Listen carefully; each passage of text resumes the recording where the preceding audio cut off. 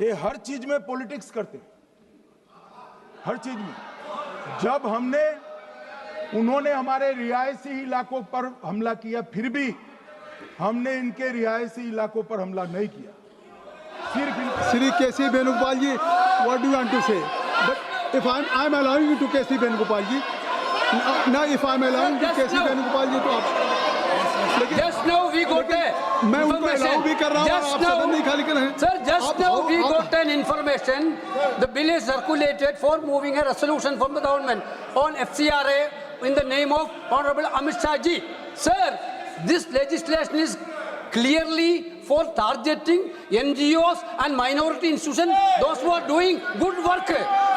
One side, RSS is getting complete donation from the foreign countries. On one side, RSS is getting. On the other side, government is trying to target the minorities and NGOs. The government should withdraw this bill. The government should withdraw this bill. We demand for the withdrawal bill. Shri Kiran Rijiju जी, श्री किरण रिजिजू, केसी वेणुगोपाल जी बिल्कुल गलत बात कर रहे हैं। श्री किरण रिजिजू, और ये कई दिनों से कांग्रेस पार्टी और बाकी लोगों ने मांग किया है कि जेपीसी में भेजा जाए। ये तो कांग्रेस पार्टी और बाकी विपक्ष के लोगों ने भी कहा कुछ प्रमुख बिल्स को ज्वाइंट पार्लियामेंट्री कमेटी या सिलेक्ट कमेटी या स्टैंडिंग कमेटी में रेफर किया जाए। जब हम महत्वपूर्ण बिल को रेफर कर रहे हैं तो इसका आपत्ति है। अगर किसी वेणुगोपाल जी या किसी पार्टी के मेंबर को इस बिल में आपत्तिजनक कोई चीज है या किसी वहां बिंदु पे इसका विरोध है तो जेपीसी में आप अपना बात रख सकते हैं। जेपीसी में पर्याप्त समय मिलेगा और भी लोगों को बुला करके आप हियरिंग करेंगे। वो तो खुश होने का चक्कर में उल्टा ये तो उल्टा बोल रहे हैं। ये तो मैं सोचा कि स्वागत करेंगे। जब जेपीसी भेजते हैं, जेपीसी में कोई मैटर भेजता है तो विपक्ष उसका स्वागत करता है। ये तो स्वागत करने की जगह में विरोध कर रहे हैं। तो अफसोस की बात है कोई माइनॉरिटी को टारगेट नहीं है। ये पूरा देश को सुरक्षित रखने के लिए नियम बना रहा है। किसी माइनॉरिटी किसी कम्युनिटी को टारगेट करने का सवाल ही नहीं है। every day you are demanding that this should refer to the JPC. So it is नहीं every day. And अगर if government is now agreeing and if parliamentary affairs minister या either नित्यानंद जी अगर वो JPC को भेज रहे हैं तो और थ्रेड बेयर डिस्कशन हो जाएगा, थ्रेड बेयर डिस्कशन होगा। गवर्नमेंट सीधे इस बिल को पास नहीं करा रही। नहीं, अभी ये आज तो क्या है, पार्लियामेंट्री डेमोक्रेसी में सरकार कोई बिल लेकर के आई है और उस बिल को सरकार ये कह रही कि इस पे और डिटेल डेलिब्रेशन और डिस्कशन हो जाए, इसलिए हम जॉइंट पार्लियामेंट्री कमेटी को रेफर करना चाहते हैं। तो जब आपने हमने कह दिया तो फिर इससे साफ है कि कम से कम नहीं क्या है वो प्रार्थना करिए। एक मिनट अखिलेश को पूछिए। अखिलेश जी आप क्या कहना चाहते हैं? सभापति जी बहुत लड़ने के बाद मुझे मौका मिल रहा है बोलने के लिए। तो समय आपको मुझे तो लग रहा था कि 3 बजे तो बहस शुरू हो जाएगी। नहीं, मैंने समय दिया। 3 बजे तो बाद 2 बजे भी कोई नहीं दिखाई दे रहा है। धन्यवाद दीजिए ना कि समय। सभापति महोदय, जो सरकार FCRA ला रही है इसके खिलाफ में हम पूरे विपक्ष के लोग हैं। और सभापति महोदय, अगर जो माननीय मंत्री जी कह रहे हैं, नहीं माननीय मंत्री जी कह रहे हैं कि माइनॉरिटी के खिलाफ नहीं है। माननीय मंत्री जी बताएं आज तक जो बिल लाए हैं बिना माइनॉरिटी के खिलाफ कौन सा बिल लेकर के आए हो आप? टी आर बालू जी,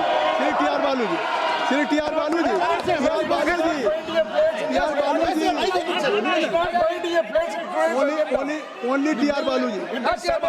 TR Balu. You're suddenly bringing the bill before the home. It has to be withdrawn. The bill has to be withdrawn. I think so that's why government has referred to the JPC. किरण रिजिजू जी, अब सुन लीजिए। मैं जिम्मेदारी का सब कह रहा हूँ। अगर मैं सबको अलाउ कर रहा हूँ, आपको अलाउ किया TR बालू साहब को, अखिलेश यादव जी को, तो अब फिर किरण रिजिजू जी को सुनिए। मैं जिम्मेदारी का सब कहता हूँ। अखिलेश जी को मैं चुनौती देता हूँ। इस FCRA बिल का जो प्रावधान लाया है इसमें एक भी प्रावधान ऐसा है आप दिखाइए जो कोई भी माइनॉरिटी का खिलाफ है। ये सरासर झूठ बात फैलाया जा रहा है देश में। किसी माइनॉरिटी को टारगेट करने का सवाल ही नहीं है। आप चाहते कानून के ऐसे ही देश में ला करके मर्जी खर्चा करने का क्या?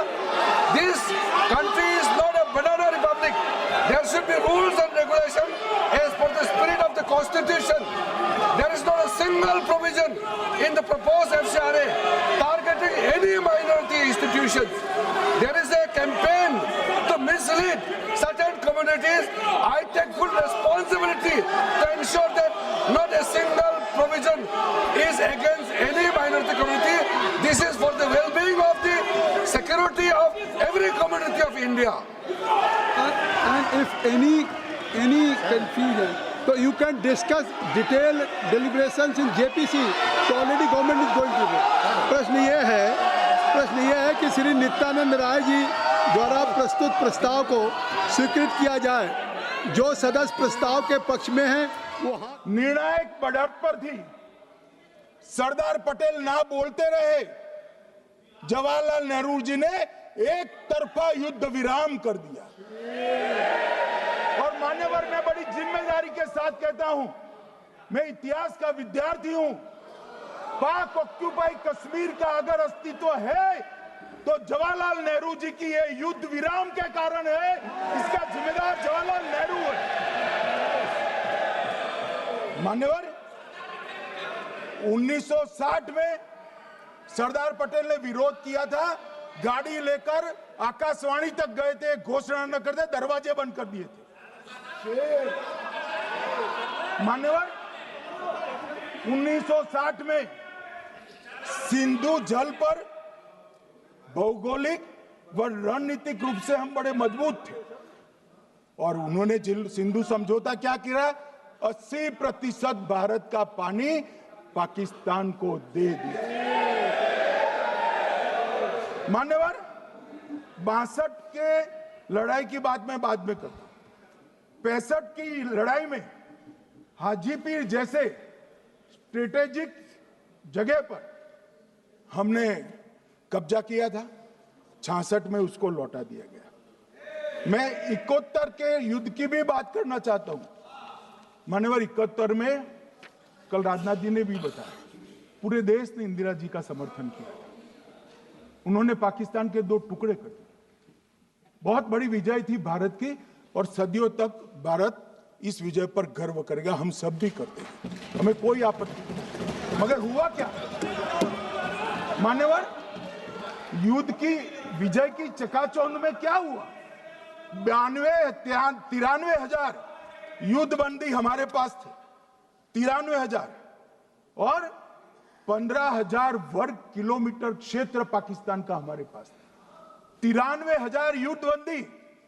उस वक्त की पाकिस्तान की सेना का 42% और 15,000 वर्ग किलोमीटर क्षेत्र. मगर शिमला में समझौता हुआ, पाक ऑक्यूपाई कश्मीर मांगना ही भूल गए. अगर उस वक्त पाक ऑक्यूपाई कश्मीर मांग लेते, न रहेगा बांस, न बजती बांसुरी. ये कैंप तोड़ने की जरूरत न पड़ती साहब आपको, हमको. मान्यवर, इतना ही नहीं, पाक ऑक्यूपाई कश्मीर तो नहीं लिया, मांगना ही भूल गए. 15,000 वर्ग किलोमीटर की जीती हुई भूमि भी वापस दे दी. तय हुआ था पाकिस्तानी नरसंहार के लिए युद्ध अपराध न्यायाधिकरण बनेगा, नहीं बना. सेना ने पूर्वी पाकिस्तान में नरसंहार किया था. 195 पाकिस्तानी अधिकारियों पर मुकदमा चढ़ना था. भुट्टो अपने साथ इंदिरा जी के सामने से छुड़ा कर ले गए. जनरल मानेक शॉ का एक कोट अनकोट कहता हूं. जनरल मानेक शॉ का, जो एक प्रकार से आर्किटेक्ट माने जाते हैं बांग्लादेश विजय के, इन्होंने कहा कि भुट्टो ने भारत के नेतृत्व को मूर्ख बनाया. अब जो शब्द है, मैं आप कोट अनकोट है, इसमें मेरा कुछ नहीं है, ये लोग गुस्सा न हो सकते. I told her into bracket Indira Gandhi, Indira ji को कहा that he into bracket Bhutto के लिए, he has made monkey out of you. समझ में आता है? ये फील्ड मार्शल साहब ने कहा है मान्यवर, और ये हमें सिखा रहे हैं. ये नहीं किया, वो नहीं किया, फलाना नहीं किया, ठिकाना नहीं किया। अरे भाई, आप तो पाकिस्तान को क्लीन चिट दे रहे हो कि पाकिस्तान ने हमला ही नहीं किया है। क्या अधिकार है आपको पूछने का? कोई अधिकार नहीं है। साहब देखिए क्या होता है। मैंने कहा पाकिस्तान को क्लीन चिट दे रहे हो, तो कनी मोदी जी कह रही है कि नहीं, हम नहीं दे रहे हैं। कनी मोदी जी, माननीय अध्यक्ष जी, आपके माध्यम से मैं कनी मोदी को बताना चाहता हूं, माननीय सदस्य जी को, कि वो कह रही है हमने नहीं दिया, मगर जिसके साथ बैठते हो उसका दोस्त तो आपके सर पर आएगा ना। चिदम्बरम जी कर रहे हैं, आपके राज्य से है, कांग्रेस के प्रमुख नेता है। देश के पूर्व गृह मंत्री कह रहे हैं कि पाकिस्तान ने आतंकवादी नहीं भेजे थे। क्या क्लीन चिट देना चाहते? किसी को अधिकार नहीं है साहब यहां आतंकवाद पर बोलने का, किसी को अधिकार नहीं। मान्यवर, मैं अब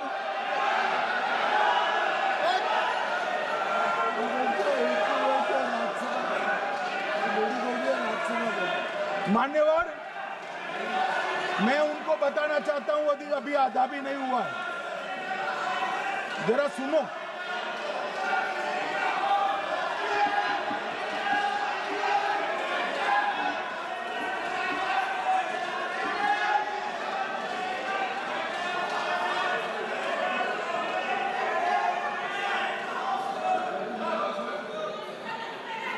मान्यवर,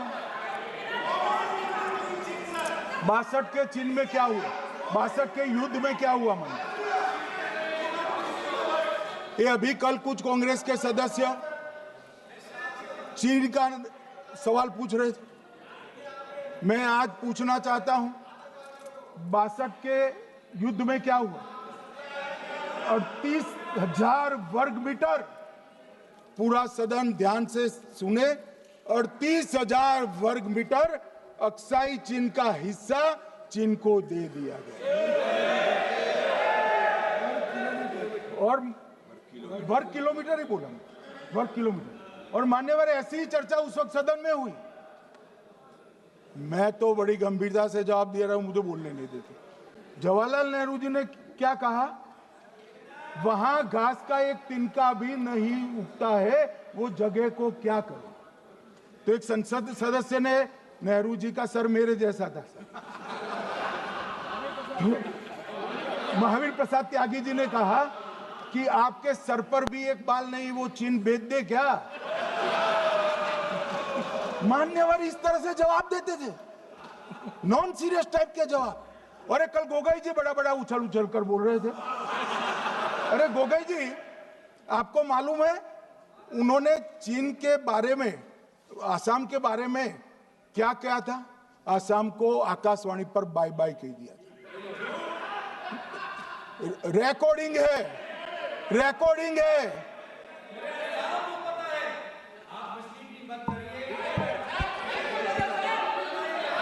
मान्यवर, मैं भी सहमत हूं, पूरे आसाम को पता है। मान्यवर,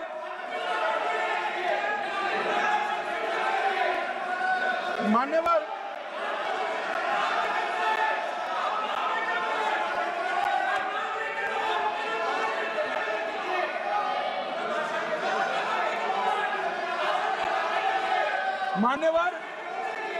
मुझे मालूम है पूरे आसाम को पता है, इसीलिए तो वो विरोध पक्ष में बैठे वहां पर आसाम में, पूरे आसाम को पता है। और मान्यवर,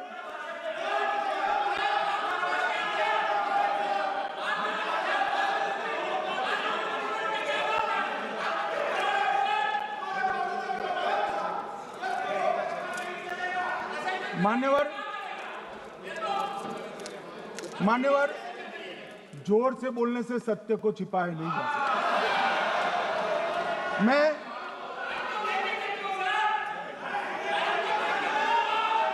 मान्यवर, मैं selected works of Jawaharlal Nehru series volume 29 पृष्ठ 231 पर से एक जवाहरलाल नेहरू जी के पत्र को कोट करना चाहता हूं। अनौपचारिक रूप से संयुक्त राज्य अमेरिका ने ये सुझाव दिया कि चीन को संयुक्त राष्ट्र में तो ले लिया जाए, मगर सुरक्षा परिषद को नहीं। सुरक्षा परिषद में भारत को लेना चाहिए। ये अमेरिका का प्रस्ताव था। नेहरू जी ने कहा हम इसे स्वीकार नहीं करते क्योंकि इससे चीन के साथ हमारे संबंध खराब होंगे और चीन जैसे महान देश को बुरा लगेगा। मान्यवर, आज चीन सुरक्षा परिषद में है और भारत बाहर है। मोदी जी प्रयास करें अंदर ले जाने का। इसका कारण जवाहरलाल नेहरू का ये स्टैंड है।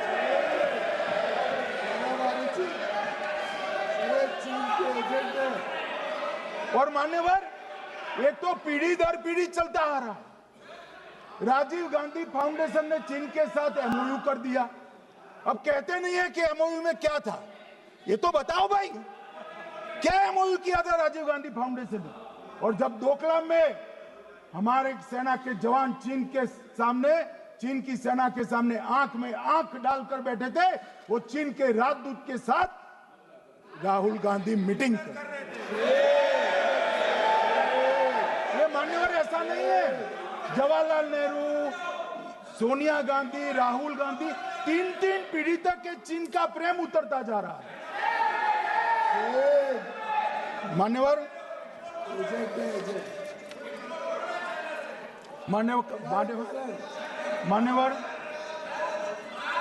मैं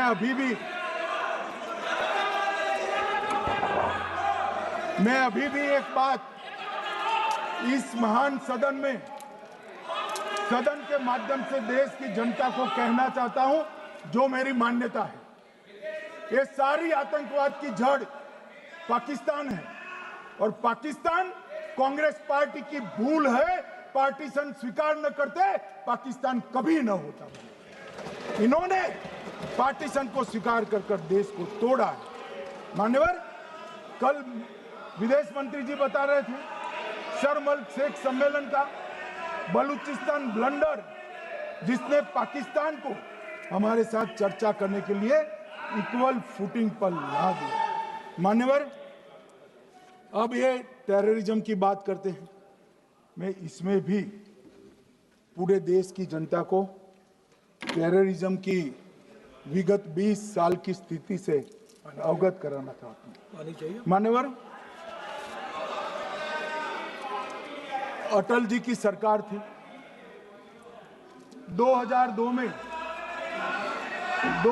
में टेररिज्म को समाप्त करने के लिए अटल जी की सरकार, एनडीए की सरकार, भाजपा सरकार पोटा का कानून लेकर आई। मान्यवर, मैं सदन को याद कराना चाहता हूं, पोटा कानून का विरोध किसने किया था? किसने किया? कांग्रेस पार्टी ने किया। हमारे पास बहुमत नहीं था राज्यसभा में। मजबूरन हमने कानून को गिर गया, मजबूरन संयुक्त सत्र बुलाना पड़ा और पोटा कानून संयुक्त सत्र में पारित हुआ। देश नहीं भूल सकता मान्यवर। और पोटा कानून को रोककर आज भी कांग्रेस पार्टी के नेता जब बोले तब कहे, पोटा कानून को रोककर किसको बताना चाहते थे आप? किसको बचाना चाहते थे? पोटा तो आतंकवादियों के खिलाफ था। पोटा को रोककर अपनी वोट बैंक का उल्लू सीधा करने के लिए आप आतंकवादियों को बचाना चाहते। और मान्यवर, 2004 में अटल जी की सरकार गई, मनमोहन सिंह, सोनिया गांधी की सरकार आई। आते ही पहला काम क्या किया मान्यवर?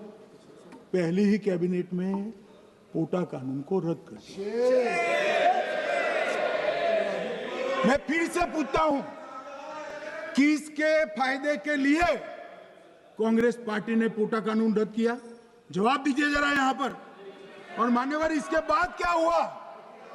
2004 के दिसंबर में पोटा कानून रद्द हुआ। 2005 में अयोध्या में रामलल्ला के टेंट पर हमला हुआ, आतंकवादी मारे गए। मुंबई लोकल ट्रेन 2006-5 में रामलल्ला पर हमला, 6 में मुंबई ट्रेन में बम धमाके 187 लोग मारे गए। 2006 डोडा उधमपुर में हिंदुओं पर हमला, 34 लोग मारे गए। 2007 हैदराबाद 44 लोग मारे गए। 2007 यूपी लखनऊ वाराणसी 13 लोग मारे गए। रामपुर सीआरपीएफ कैंप वहां पर हमला हुआ 2008 में। 2008 में श्रीनगर के आर्मी के काफिले पर हमला हुआ, 10 सुरक्षा बल मारे गए। मुंबई आतंकी हमला 2008 में हुआ, 246 लोग मारे गए। जयपुर में 8 बम धमाके हुए, 64 लोग मारे गए। 2008 में अहमदाबाद में 21 बम धमाके हुए, 57 लोग मारे गए। दिल्ली में 2008 में 5 धमाके हुए, 22 लोग मारे गए। और पुणे की जर्मन बेकरी 17 लोग मारे गए। वाराणसी में 10 में धमाका हुआ, 11 में मुंबई में 3 धमाके हुए, 27 लोग मारे गए। अब मैं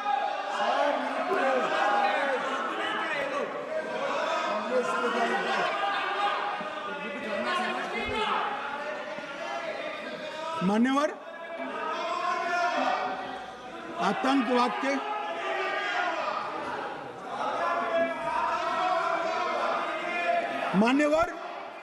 आतंकवाद के खिलाफ लड़ाई होती, कभी वो हमला करते हैं, मगर सवाल ये है कि इन्होंने 5 से 11 के बीच में 27 जघन्य हमले किए, 1000 के करीब लोग मारे गए। आपने क्या किया? क्या किया आपने? जवाब दीजिए, क्या किया? और मैं राहुल गांधी जी को